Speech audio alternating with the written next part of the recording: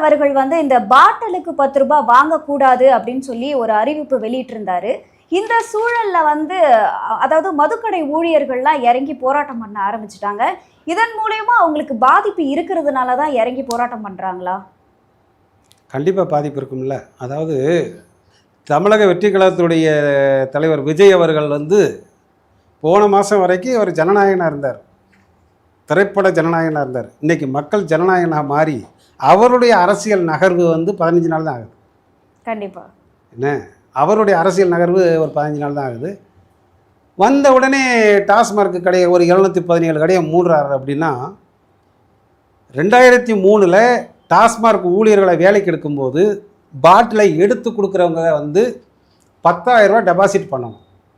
அவங்களுக்கு சம்பளம் வந்து அன்றைக்கி வந்து ஒரு 3000 ரூபா. அதுக்கப்புறம் அந்த பாட்டிலில் குடோனில் இருந்து லாரியில் ஏற்றி